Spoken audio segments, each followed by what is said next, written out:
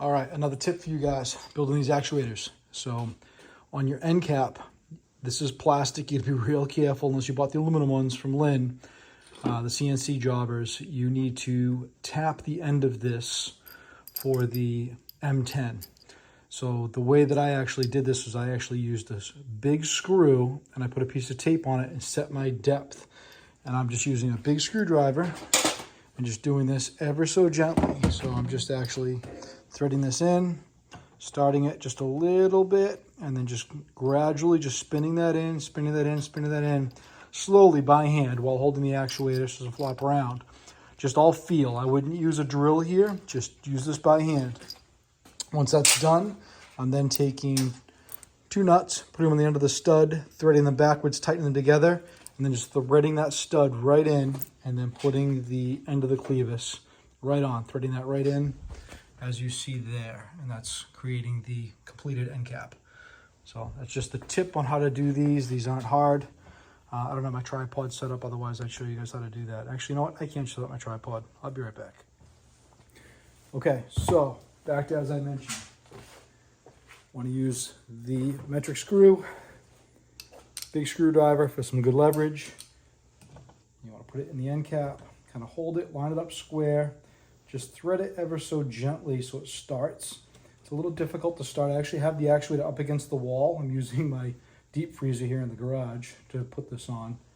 You just want to actually just thread it in ever so much. You'll feel it start to grab as you screw it in. So, and then as it does, then you're good. So there it is. So that just grabbed. Like I said, I'm using the blue tape right here as my marker. I'm going to go as deep as the blue tape. And this is pretty hard. This isn't easy. Like, I'm using a significant amount of force, probably 10 pounds of pressure here on this. All the way down, a little bit more. I use my left hand, I'm actually a lefty. And like I said, hold the actuator so it doesn't stop flopping around and twisting on you. Keep going all the way down. A few more turns. We'll get that in there. Okay. There it is. Flush with the blue tape. I'm just going to back this back out.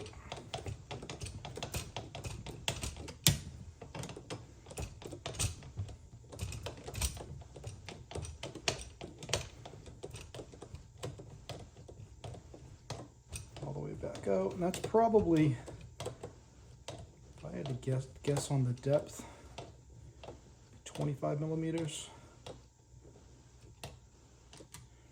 Yeah, and as you thread it out, you might get some plastic on the threads, as I am right there, some plastic. And that's okay, because you're just tapping the end of that. Okay. Now, you want to take the stud, thread on 2 nuts, just a little past the thread mark, about 2 wrenches. 2 half-inch wrenches, and at this point you just want to put one like here, one here. And we are just going to opposite these and tighten them, just like so. There we go. Now these are tight together. Now I'm going to come over and I'm going to thread this guy right in like so. And now you can see how nice that threads in.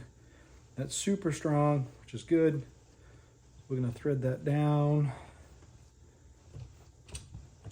to about so. And we're going to loosen these up.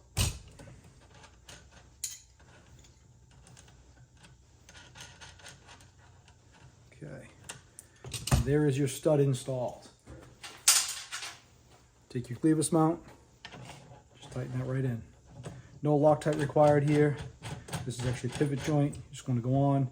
You can tighten that once you actually connect the actuator to the machine. So that's all that you've got right there. That just needs to be just snugged up. So there's a pin here in the middle. That's all you got to do right there. If you wanted to, you could get a little creative and you could actually thread that out and you could put a jam nut in there to actually adjust that, to actually thread up and down, but I don't see any need for that really. So I feel like that's going to be more than sufficient. So that's it. That's how you put the stud in the top cap mount. And once again, just be careful that you don't oversize that hole, otherwise you'd be 3D printing a new one. That's going to be a pain in the ass. I'm not sure if the CNC ones come pre-tapped. You probably do have to tap them if I had to guess. So, but pretty easy, 3D printed. If you do biff one up, we'll load another one on the printer and make another one.